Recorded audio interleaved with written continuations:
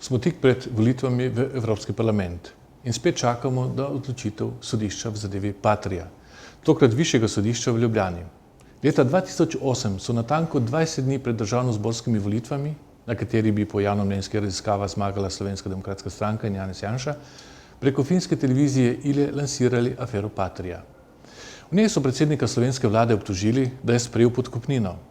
Avgusta 2010 je tožilka, sicer žena uslužbenca SDV, ki je leta 1988 aretiral Janeza Janšo, vložila obtožni predlog zoper njega. Bili smo manj kot 3 mesece pred lokalnimi volitvami. Septembra 2011 in spet dobra 2 meseca pred državnozborskimi volitvami, na katerih je spet najbolje kazalo Slovenski demokratski stranki in Janezu Janši, se je začela glavna obravnava na prvostopenskem sodišču. Sedaj, torej tik pred evropskimi volitvami, čakamo na odločitev druge stopnje. Pričakujem, da bo sodišče odločilo v skladu z pravnim redom in da bo upoštevalo pravna dejstva.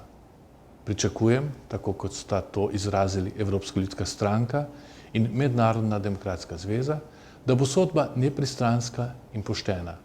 Da bo sodišče postavilo standard, po katerem ni možno obsoditi nikogar, da je neugotovljenega dne na neugotovljen komunikacijski način na neugotovljenem kraju sprejel obljubo neugotovljene nagrade od neugotovljenih podkupovalcev.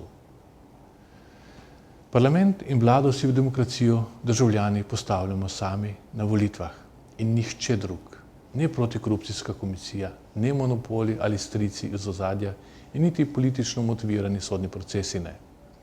Kdor meni, da bo z odločitvijo sodišča uničil Janeza Janšo in Slovensko demokratsko stranko, se moti.